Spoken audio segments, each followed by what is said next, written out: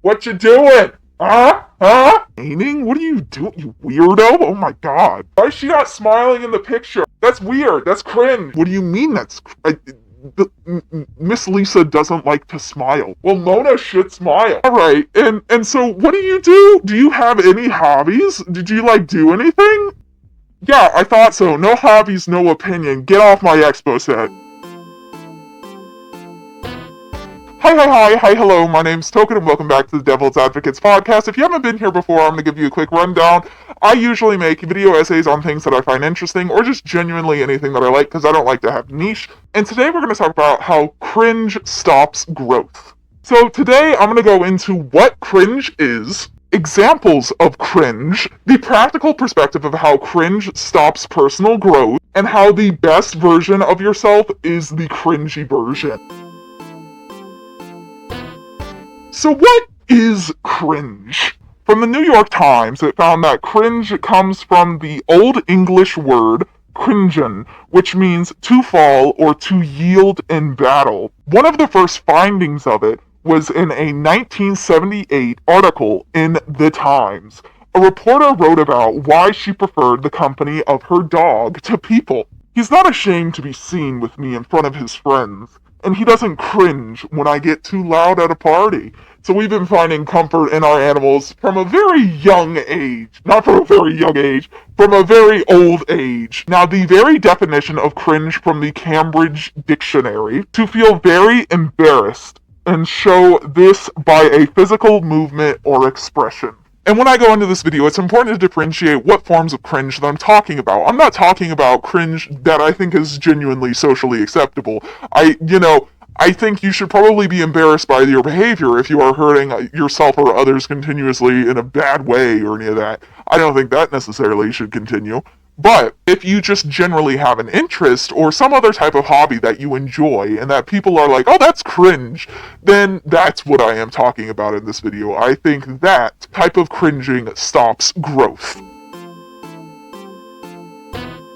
So examples of what is considered cringe, and how if they didn't exist, we wouldn't have either grown as a society or even on an individual level. One example that I'm going to use is anime, because before anime was insanely popular that it is now, it used to be kind of like a grimy little secret that other people had that you didn't tell anyone about. But without it generally being accepted now, we would have had really, really good films from anime that just go underappreciated for years. Full Metal Alchemist, Brotherhood, Attack on Titan, Mob Psycho 100, Hunter x Hunter. All of those different things would have been lost to time had they not been more socially acceptable. And I think it has grown culture as a society because different forms of bonding and different forms of art appreciation. I do want to know that I don't think all anime is necessarily the greatest, because there are different types that definitely are cringe-worthy, and while I go throughout this video, that doesn't mean that I think all cringe is inherently wrong, because I think it's okay to be embarrassed by your behavior if it has hurt others and or prevents the growth of another individual out of your pure selfish intent. I do want to highlight that there are some types of animes that are on the borderline of harassment due to the behaviors that they encourage, and I'm not necessarily saying that should be, oh yes, we need to accept that. No, that's not what I'm saying. Another example of something that we wouldn't have in society today if we didn't embrace cringe or the ability to be embarrassed are the arts. Any type of art you want to participate in: painting, drawing, acting, writing, anything. If you did not know how to be embarrassed and how to handle that embarrassment to be able to improve, speaking of which, it's really rich that this video is on cringe and, embarrassment on how to improve, and I forgot my mic, couldn't record all this, and I have to do it all over again because I failed. And isn't that beautiful? I had the chance to redo this all over again. You can feel the light draining slowly from my eyes, but it's because I enjoy it. You know what? And it's going to be a good TikTok, because I genuinely did forget to put in my mic, and I have to do this over for another 30 minutes. You have to do something in an attempt to be not bad at it in order to get good at it. And if you're sitting and embarrassed about every single thing that you could be doing in regards to whatever hobby that it is that you want to do, you will never be able to grow and be good in that hobby. And it can even spread into our physical appearance. And although I may not seem like someone that would go up to bat for someone who dresses like a frat boy or a sorority girl, if you consider someone else's form of expression and it's not hurting themselves or other as inherently cringe or something to be embarrassed of, then that can prevent them from becoming who they are. And just because someone dresses like that or like me, that doesn't mean they're inherently a bad person. It's just a piece of clothing. Literally, it's just a societal marker of how you perceive yourself. And that doesn't necessarily equate to your intelligence or your ability to care for another individual. And if you prevent people from being who they are, even the sorority girls, it stops the growth of the world. I do want to bring up, an example of furries as well, because although I don't know everything that goes into being a furry, clearly I know a little bit about dressing up, but I don't know every single facet that it takes to be a furry and all of that. But as long as, again, I say this multiple times throughout the video, if you are not hurting yourself and others, I don't see the problem with it. Because a furry probably has a lot more costume design skills than someone who just graduated out of college for a theater degree or whatever, if they didn't have an internship or anything of the like, to have that real world hands-on experience of those costume designs. They have their own sets of skills, which can possibly lead into a career. Who knows? I don't know. I don't know the career path of a furry. Now I'm going to go into the practical perspective of how cringe stops growth. So, not just talking about how you look or an interest that you have, but let's say you're going for a career, and you're like, well, I want to be an actor. I want to be a serious drama actor. I want to give Leonardo DiCaprio a run for his money, or I want to give Jennifer Lawrence a run for her money. And you can't see yourself possibly acting like in a seriously emotional role. Let's say you're a little nonchalant. You don't want to put some tears on for the camera. You got to get a tear stick and just jam it in there or whatever. But if you cannot come to terms with the possibility of being embarrassed by your crying abilities or whatever abilities that you want to have in acting, you're never going to be able to make it as an actor. You have to be able to fail to learn how to do it well. And you are more efficient at your job when you are yourself. For example, you could be a really good comedian, but you go and be a doctor because you want a more secure route or whatever. Not only are you probably going to be a subpar doctor, but you're going to be miserable throughout the whole process, because at least whenever you're doing the miserable thing, you might get the outcome that you actually want, because just becoming a doctor just to become a doctor is misery all around if you don't even want it. Not only does cringe stop your growth, but it literally hurts your health. The American Psychological Association found that if you don't give up on your goals and or your dreams or aspirations, again, if you don't, they appear to have less anxiety and depression and have fewer panic attacks. And this study was over the course of 18 years. So not giving up on your goals and continuously trying to pursue them literally alleviates depression, along with alleviating panic attacks.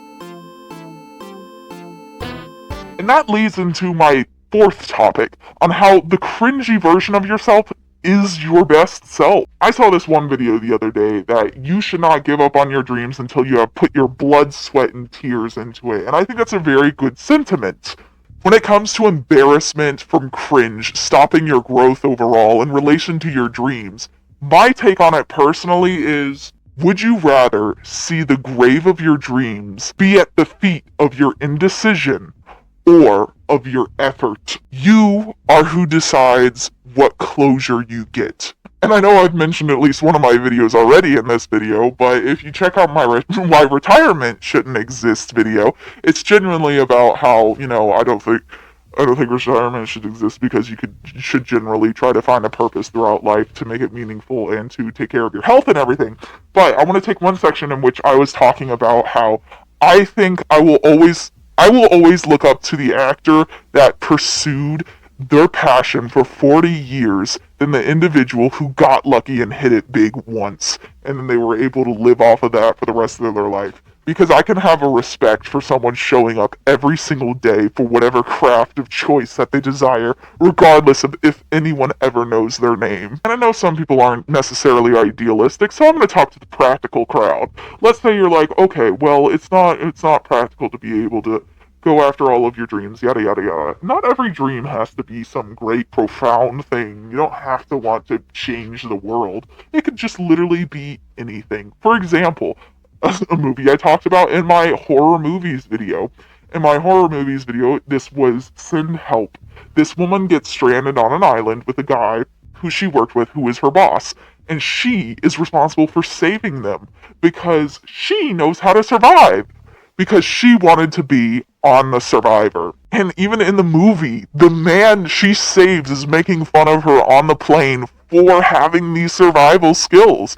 So even if your interest is something niche that nobody even noticed, it can be very useful. I know not everyone lives on a survivalist compound or desires to be a survivalist, but truly, as Hank Green mentions in one of his recent videos, nothing is ever wasted. Another way in which your cringiest self is your best self is that the cringiest version of you is not worried about 50 other people's opinions. If you're worried about being cringe, you're often in this analysis paralysis of, well, I can't do this because this person's going to think this of me, or this person's going to think this of me, and frankly, that's exhausting because you don't even have the energy just to be who you are. And it's more efficient to be who you are because you'll be doing the thing that you want to do, and you'll be able to make concrete steps to complete your tasks. It takes more energy to think of all of these people's perceptions of who you should be than to just be who you are. And I want to bring up the concept of nonchalance as well, and I think it's really stupid in society that it's so normalized for you to just not have a personality and be like, oh, no, yeah, nothing means anything to me. Okay, alright, this is worse than being emo, because at least when you're emo, you're like, the world has done me wrong, why? Father, you should take me to the Black Parade. Come on, if you're gonna be such a Debbie Downer, at least have a topic to be a Debbie Downer about.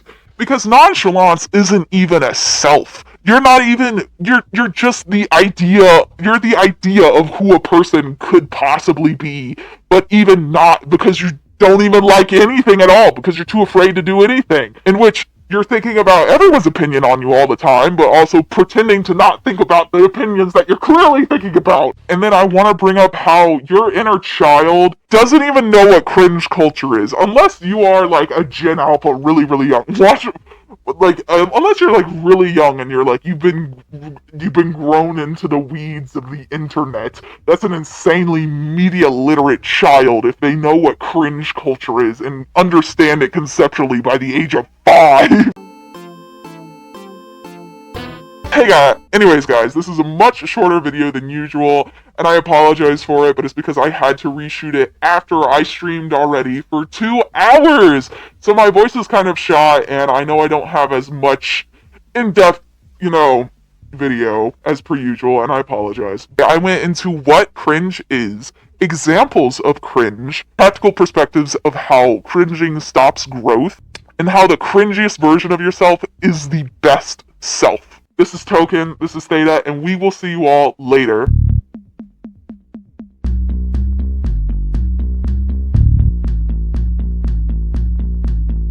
Token today, and this purgatory phase call in to create my number awaits.